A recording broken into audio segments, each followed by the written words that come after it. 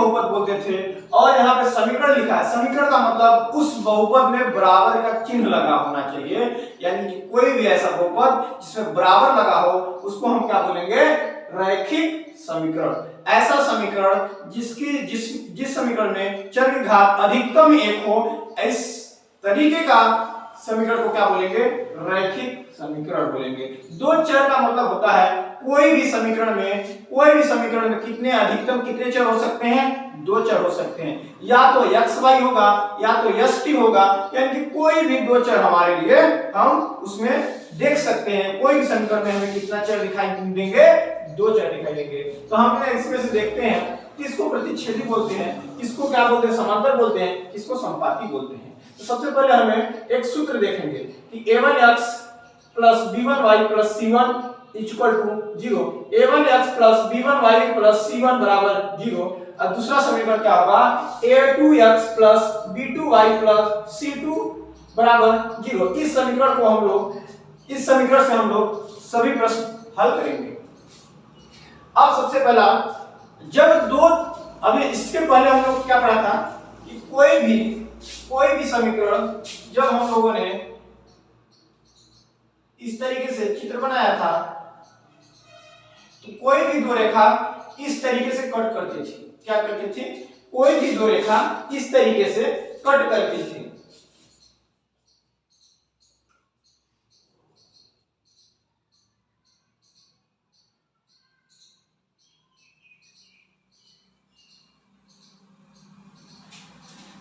कोई भी दो रेखा इस तरीके से कट करती थी, जिस बिंदु पे काटती थी वो बिंदु हमारा क्या कहलाता था, x और y का मान निकलता था, यानी दो चर का मान निकलता था। ठीक उसी तरीके से हम देखेंगे जब दो रेखा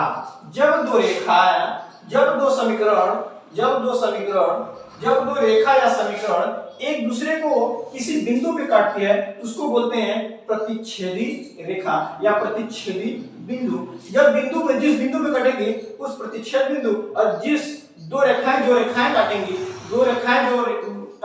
उन रेखाओं को क्या बोलेंगे, प्रतिच्छेदी रेखा। अब देखेंगे दोनों क्या रेखाएं संगत हैं, साथ क्या बैठ सकती हैं, हाँ बैठी हैं, दोनों आपस में अगल बगल में लगी हुई हैं, तो उसको क्या बोलेंगे, संगत युग्म। साथ हैं इसलिए संगत युग्म। और दूसरा देखेंगे जब दो रेखाएं एक दूसरे को कभी नहीं काटती हैं, मतलब साथ नहीं चल रही हैं, साथ में कभी भी नहीं मिल रही हैं, तो उसको क्या बोलेंगे, असंगत युग्म।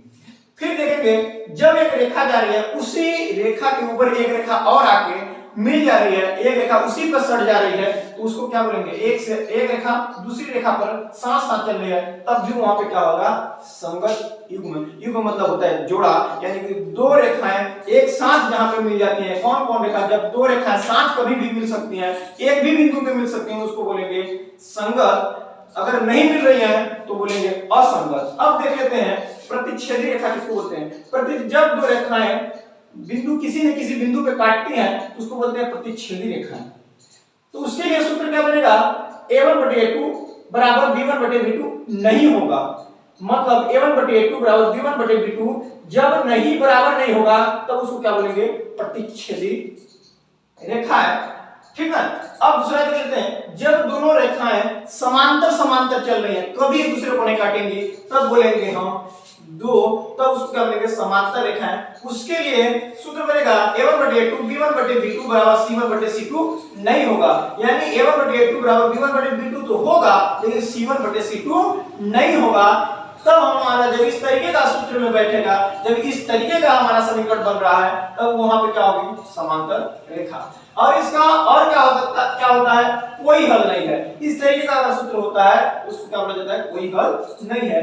जब हम फिर अगला देखते हैं, जब दो रेखाएं एक दूसरे के ऊपर सट जाती हैं, एक दूसरे के ऊपर ओवरलैप हो जाती हैं, यानी एक दूसरे को चढ़ जाती हैं एक दूसरे के ऊपर, तब बोलते हैं समपाती। एक रेखा के ऊपर दूसरा चल जाना यानी चढ़ जाना, उसको क्या बोलते हैं, समपाती रेखा।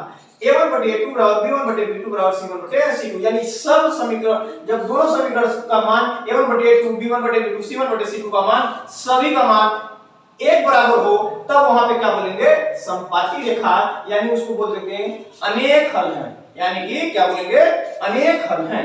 मतलब इसके बहुत सारे हल हो सकते हैं।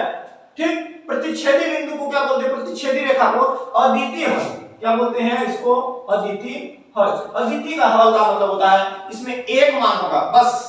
ये अभी हम लोगों ने कक्षा 10वीं में नहीं पढ़ेंगे क्योंकि पिछले वाले सिलेबस में था अद्वितीय हल, कोई हल नहीं, अनेक हल। जबकि अभी हम लोग इसे यहाँ पे नहीं पढ़ रहे हैं इन तीनों चीजों को। अद्वितीय हल प्रतिच्छेदी जब होगा a1/a2 जब बराबर b1/b2 नहीं होगा तब उसको क्या बोलेंगे, अद्वितीय होगा। जब a1/a2 b1/b2 बराबर c1/c2 नहीं होगा तो वहां पे क्या होता था, कोई हल नहीं। पहले के सिलेबस में जब a1/a2 बराबर b1/b2 बराबर c1/c2 सब एक बराबर होंगे तो पहले वाले सिलेबस में क्या होता था, अनेक हल है, यानी कि बहुत सारे हल है। इस तरीके से हम लोगों ने पढ़ेंगे, इस तरीके